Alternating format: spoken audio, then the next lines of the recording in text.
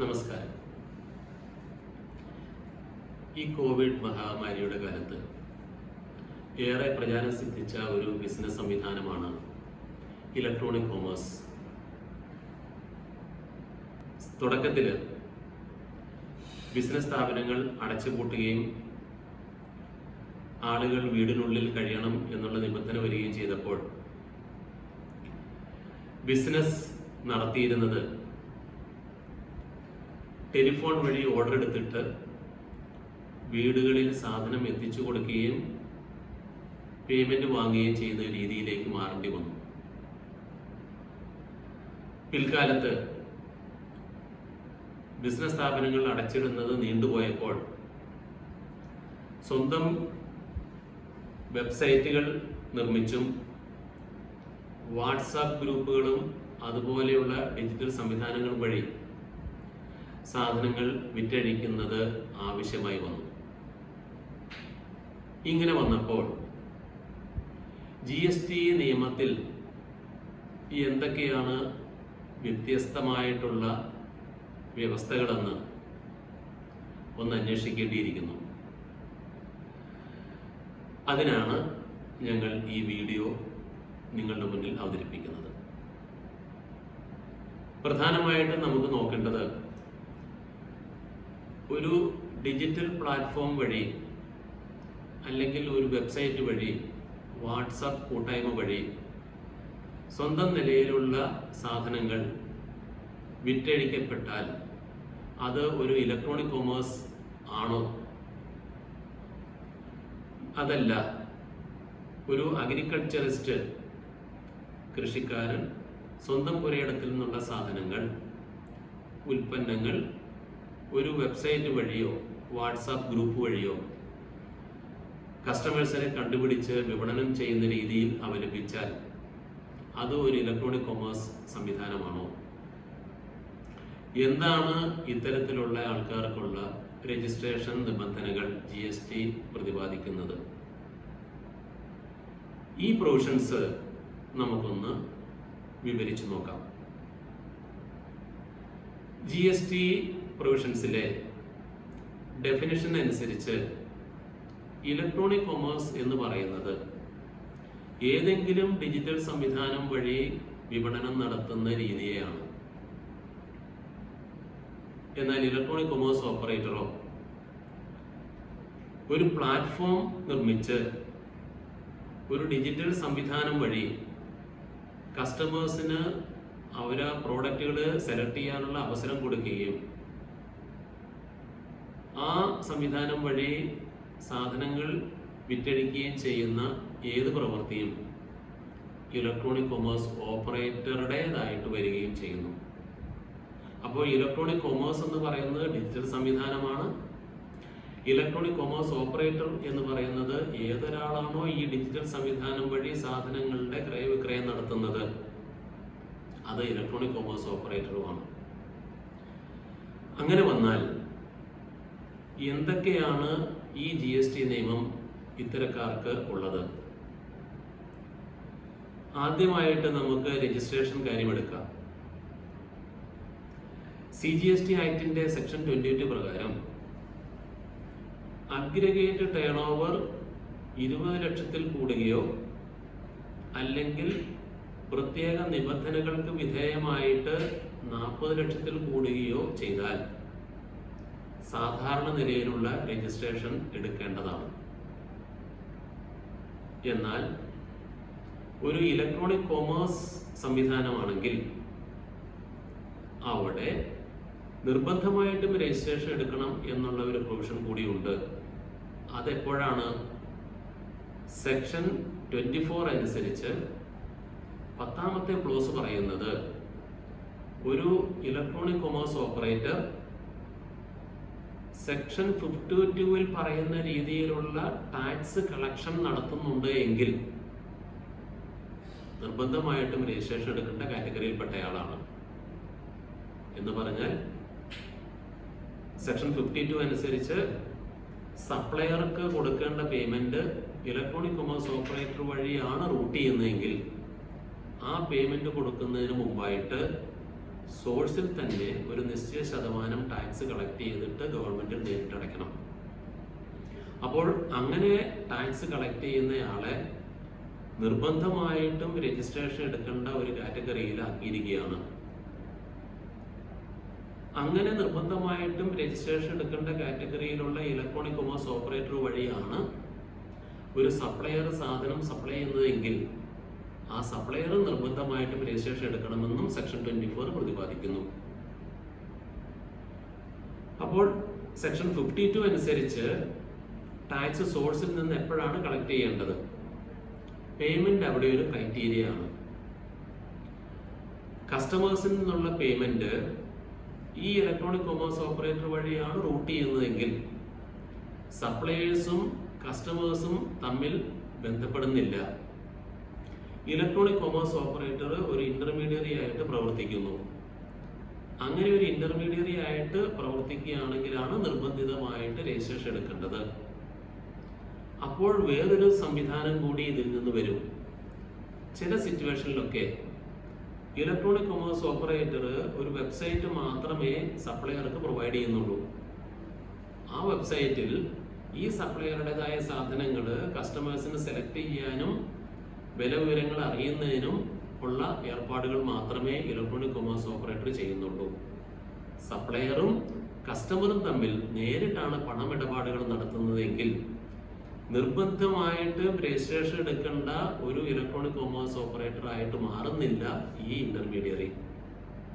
അപ്പോൾ ഒരു സാധാരണ രജിസ്ട്രേഷൻ എങ്ങനെയാണ് എടുക്കേണ്ടത് ആ രീതിയിലുള്ള രജിസ്ട്രേഷൻ മാത്രം ഈ സപ്ലയറും ഇലക്ട്രോണിക് കൊമേഴ്സ് ഓപ്പറേറ്ററും എടുത്താൽ മതി.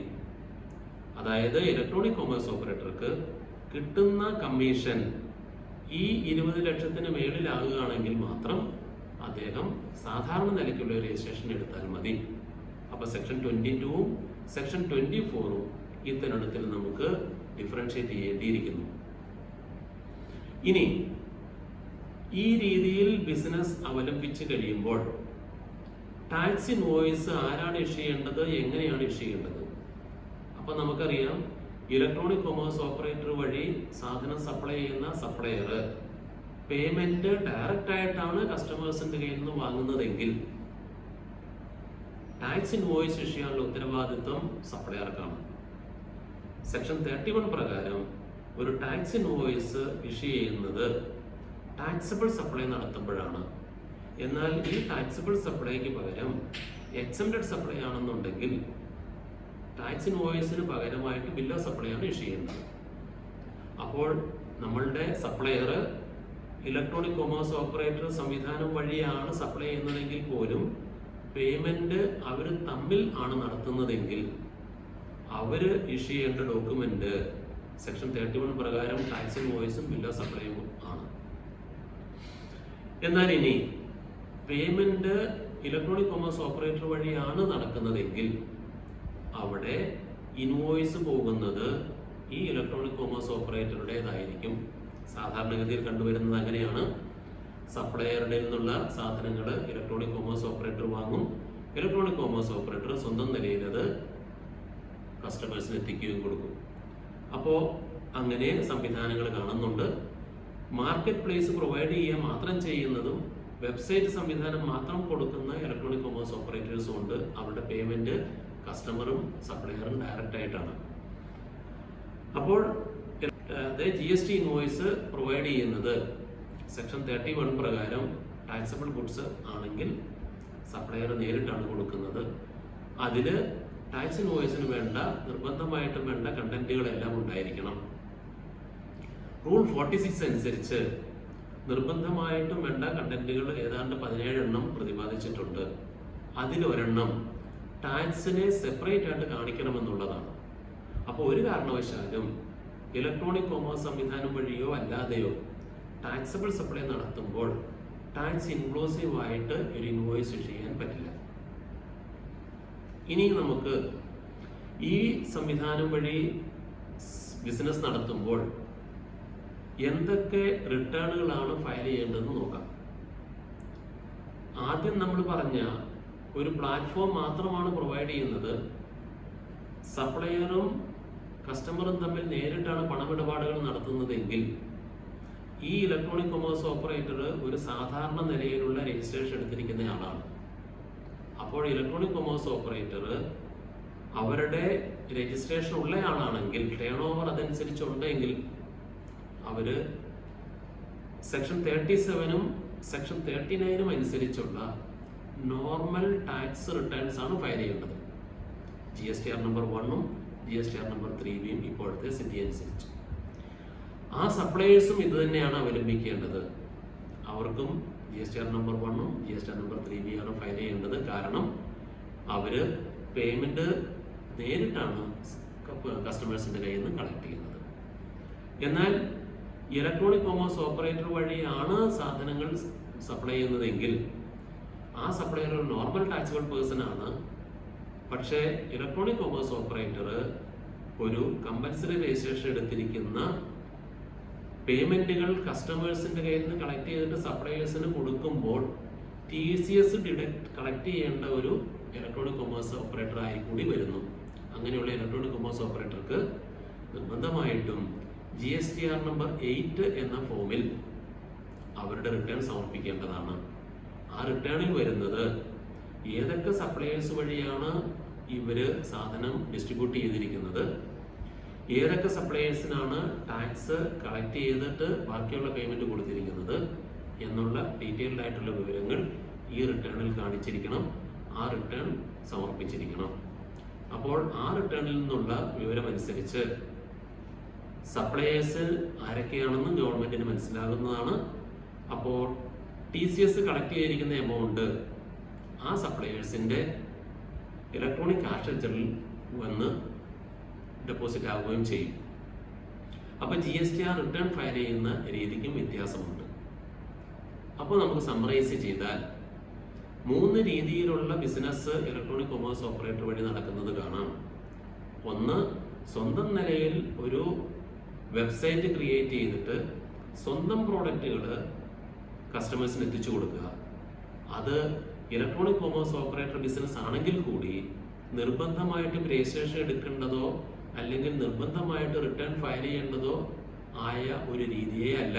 അവരൊരു സാധാരണ സപ്ലയേഴ്സ് ആണ്. രണ്ടാമത്, സപ്ലയറും കസ്റ്റമറും തമ്മിൽ നേരിട്ടാണ് ബന്ധം പേയ്മെന്റിന്റെ കാര്യത്തിൽ നടത്തുന്നത്. പക്ഷേ സാധനങ്ങൾ ഡിസ്പ്ലേ ചെയ്യാൻ ഈ പ്ലാറ്റ്ഫോം ഉപയോഗിച്ചിട്ടുണ്ടെങ്കിലും അവിടെയും ഇലക്ട്രോണിക് കൊമേഴ്സ് ഓപ്പറേറ്ററുടെ നിർബന്ധമായ രജിസ്ട്രേഷനോ നിർബന്ധമായ ഫോർമാറ്റിൽ റിട്ടേൺ സമർപ്പിക്കേണ്ടതോ ആവശ്യമില്ല. സപ്ലയർ ഒരു നോർമൽ ടാക്സബിൾ പേഴ്സൺ എന്നുള്ള നിലയ്ക്ക് അവർക്ക് റിട്ടേൺ സമർപ്പിക്കാം. അതുപോലെ ഇലക്ട്രോണിക് കൊമേഴ്സ് ഓപ്പറേറ്റർക്കും അവരുടെ ടേൺ ഓവർ ആ ലിമിറ്റിൽ കൂടിയിട്ടുണ്ടെങ്കിൽ അവർക്ക് നോർമൽ രജിസ്ട്രേഷൻ ആവശ്യം വരുന്നത്, അവർക്കും പ്രത്യേക രജിസ്ട്രേഷന്റെ ആവശ്യം ഇല്ല. മൂന്നാമത്തെ സ്ഥിതിയാണ്, പേയ്മെന്റ് നടത്തുന്നത് ഇലക്ട്രോണിക് കൊമേഴ്സ് ഓപ്പറേറ്റർ വഴിയാണെങ്കിൽ അവര് നിർബന്ധമായിട്ടും ടേൺ ഓവറിനെ നോക്കിയല്ലാതെ രജിസ്ട്രേഷൻ എടുക്കേണ്ടതുണ്ട്. അവർക്ക് GSTR നമ്പർ 8 പ്രത്യേകമായിട്ടും ഫയൽ ചെയ്യേണ്ടതുണ്ട്. ഇതാണ് ഇന്ന് നമ്മൾ കണ്ടുവരുന്ന ഒരു refined method of online business. അതില് ചില സിറ്റുവേഷൻസിലൊക്കെ ഓൺലൈൻ സംവിധാനം വഴി, സ്വന്തം പ്ലാറ്റ്ഫോം വഴി, സ്വന്തം വെബ്സൈറ്റ് വഴി സാധനങ്ങൾ എത്തിച്ചു കൊടുക്കുമ്പോൾ ഇൻവോയ്സിൽ ടാക്സ് പ്രത്യേകം കാണിക്കണമോ അതോ ഇൻവോയ്സ് ഇൻക്ലൂസീവ് ടാക്സ് ആയിട്ട് കൊടുക്കാമോ എന്നുള്ള ഒരു ആവശ്യകത കണ്ടുവരുന്നുണ്ട്. അപ്പോൾ ഒന്നുകൂടി എടുത്തു പറയുകയാണ്, ടാക്സബിൾ സപ്ലൈ ആണ് എങ്കിൽ, സപ്ലൈ ചെയ്യുന്ന ഒരു രജിസ്റ്റേർഡ് പേഴ്സണും ആണെങ്കിൽ നിർബന്ധമായിട്ടും ടാക്സ് വേർതിരിച്ച് കാണിച്ചിരിക്കണം ടാക്സ് ഇൻവോയ്സിൽ. സെക്ഷൻ 31 പ്രകാരം അത് ചെയ്യേണ്ടതാണ്. എന്നാൽ ഒരു ടാക്സബിൾ സപ്ലൈ അല്ല എന്നുണ്ടെങ്കിൽ ബിൽ ഓഫ് സപ്ലൈ ചെയ്യാം. ബിൽ ഓഫ് സപ്ലൈക്ക് എക്സംപ്റ്റഡ് ഗുഡ്സ് സപ്ലൈ ചെയ്യുന്നതിന് വേണ്ടിയിട്ടുള്ള ഡോക്യുമെന്റ് ആണ്. സ്വന്തം നിലയിൽ ഉൽപ്പാദിപ്പിച്ചിരിക്കുന്ന സാധനങ്ങൾ ഏതെങ്കിലും കൂട്ടായ്മ വഴിയോ വെബ്സൈറ്റുകൾ വഴിയോ വാട്സാപ്പ് ഗ്രൂപ്പ് വഴിയോ അല്ലെങ്കിൽ ഏതെങ്കിലും തരത്തിലുള്ള ഡിജിറ്റൽ സംവിധാനം വഴി സ്വന്തം പ്രോഡക്റ്റുകൾ മാത്രമേ വിൽക്കുന്നുള്ളൂ എങ്കിൽ അതൊരു ഇ കൊമേഴ്സ് ആണെങ്കിൽ പോലും അതിന് ടാക്സ് കളക്ട് ചെയ്യേണ്ടതായ സെക്ഷൻ 52-ലെ നിബന്ധനയ്ക്ക് വിധേയമായിട്ടുള്ള ഒരു ഇ കൊമേഴ്സ് ഓപ്പറേറ്റർ അല്ലാത്തത് കൊണ്ട് നിർബന്ധമായ രജിസ്ട്രേഷൻ ആ കാറ്റഗറിയിൽ വേണ്ട. ടേൺ ഓവർ എക്സീഡ് ചെയ്യുന്നതനുസരിച്ച് സെക്ഷൻ 22-ലെ നോർമൽ ടാക്സബിൾ പേഴ്സന്റെ രജിസ്ട്രേഷൻ എടുത്താൽ മതിയാകുന്നു. അപ്പോൾ ഇന്നത്തെ സംവിധാനത്തിൽ ഇത്തരം റിഫൈൻഡ് ഫോമിൽ കുറച്ചും കൂടി പരിഷ്കൃതമായ രീതിയിൽ വെബ്സൈറ്റ് ക്രിയേറ്റ് ചെയ്ത് സാധനങ്ങൾ സപ്ലൈ ചെയ്യുന്നവർ ശ്രദ്ധിക്കേണ്ട കാര്യം ഒന്നാണ്, അന്യ സപ്ലയേഴ്സിന്റെ സാധനം കൂടി ഈ പ്ലാറ്റ്ഫോം വഴി വിൽക്കുന്നുണ്ടെങ്കിൽ അതിന്റെ പേയ്മെന്റ് കളക്ട് ചെയ്യുന്നത് ഈ പ്ലാറ്റ്ഫോം വഴിയാണെങ്കിൽ അവര് ഒരു E commerce operator liable four deduction of tax at source under section 52 ആയി തീരുകയും നിർബന്ധമായിട്ട് രജിസ്ട്രേഷൻ എടുക്കേണ്ട ഒരു കാറ്റഗറിയിൽപ്പെട്ട സപ്ലയർ ആയി തീരുകയും ചെയ്യുന്നു. അപ്പോൾ എക്സാമ്പിൾസ് നമുക്ക് നോക്കിയാൽ, ആമസോൺ വഴി സാധനങ്ങൾ വിൽക്കുന്നത് ഒരു പ്യുവർലി ഇ കൊമേഴ്സ് ഓപ്പറേറ്റർ ആണ്. OLX വഴി സാധനം വിൽക്കുമ്പോൾ സപ്ലയറും കസ്റ്റമറും തമ്മിൽ മാത്രമാണ് ബന്ധപ്പെടുന്നത്. ആ പ്ലാറ്റ്ഫോം മാത്രമാണ് OLX സംവിധാനം കൊടുക്കുന്നത്. അപ്പോൾ അവരൊരു pure E commerce operator liable four collection of tax source ആകുന്നില്ല. അതുകൊണ്ട് അവർക്ക് നിർബന്ധിത രജിസ്ട്രേഷനും ആവശ്യമില്ല. ഈ ടേൺ ഓവർ അതിക്രമിച്ചിട്ടില്ല എന്നുണ്ടെങ്കിൽ, എക്സീഡ് ചെയ്തിട്ടില്ല എന്നുണ്ടെങ്കിൽ. അപ്പൊ ഇത്രയും കാര്യങ്ങൾ ഈ പ്രത്യേക സാഹചര്യത്തിൽ ഈ GST നിബന്ധനകൾ പാലിച്ചാണോ നമ്മൾ ബിസിനസ് ചെയ്യുന്നതെന്ന് ഒന്ന് നോക്കേണ്ടത് അത്യാവശ്യമായിരിക്കുകയാണ്.